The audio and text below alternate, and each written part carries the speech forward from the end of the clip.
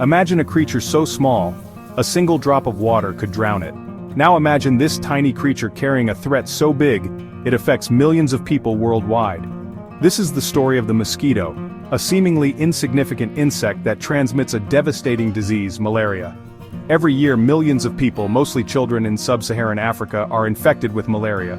The disease causes fever, chills, and flu-like symptoms. In many cases it leads to severe complications, even death. For centuries we have battled malaria, using insecticides and bed nets to protect ourselves. But the mosquito, a resilient adversary, always seems to find a way to adapt. This is where the power of science, specifically genetic engineering, offers a new weapon in our fight against this deadly disease. To understand how to stop malaria, we need to understand its life cycle. Malaria isn't caused by the mosquito bite itself, but by a tiny parasite called Plasmodium. Think of it as a microscopic hitchhiker. When an infected mosquito bites a human, the Plasmodium parasite enters the bloodstream. It travels to the liver, where it multiplies rapidly. Then the parasites are released back into the bloodstream, invading red blood cells and multiplying further. This cycle of infection and multiplication inside the body is what causes the debilitating symptoms of malaria. But the parasite's journey doesn't end there. When another mosquito bites an infected person, it picks up the parasite, continuing the cycle of transmission.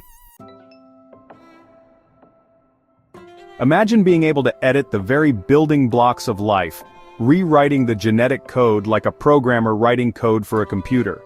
That's essentially what genetic engineering allows us to do, and with a revolutionary tool called CRISPR, we can now do it with incredible precision.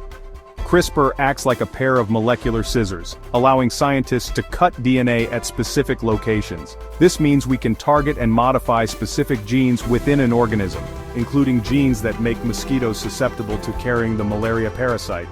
This groundbreaking technology opens up a world of possibilities, not just for treating diseases, but for potentially eradicating them altogether. And in the fight against malaria, CRISPR offers a powerful new weapon. Section 4. Engineering malaria resistance. Turning mosquitoes against malaria. Using genetic engineering, scientists are developing mosquitoes that are resistant to the malaria parasite. One approach is to insert genes that disrupt the parasite's life cycle within the mosquito. Imagine building a roadblock on the parasite's highway, preventing it from multiplying and spreading. Another approach is to engineer mosquitoes that are less attractive to humans. By tweaking the genes that control a mosquito's sense of smell, we can make humans invisible to them, reducing the chances of a bite and thus, the transmission of malaria. These genetically modified mosquitoes, armed with their new resistance genes, can then pass these traits onto their offspring. Over time, this could significantly reduce the population of malaria-carrying mosquitoes, breaking the chain of transmission. Section 5. The gene drive, spreading immunity through generations. Imagine a genetic modification so powerful it spreads through an entire population like a wave.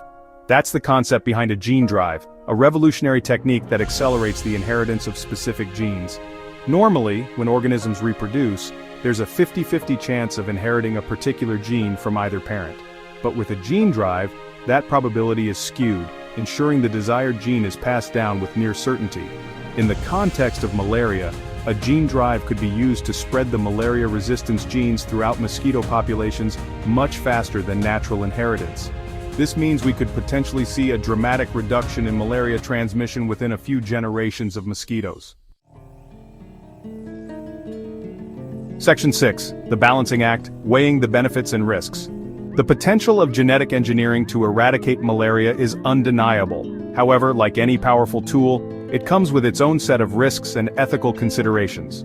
One concern is the potential for unintended consequences. Releasing genetically modified mosquitoes into the environment could disrupt ecosystems in unforeseen ways. We must carefully study the potential impact on other species and the environment before releasing them. There are also ethical questions to consider.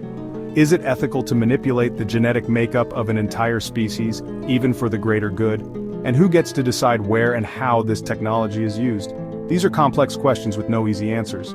As we venture into the uncharted territory of genetic engineering, we must proceed with caution, engaging in open and honest discussions about the potential benefits and risks. The future of this technology and its impact on humanity depends on it. So I leave you with this. Can we, as stewards of this planet, harness the power of genetic engineering for good while mitigating its potential risks? The answer, my friends, lies in the delicate balance of scientific progress and ethical responsibility.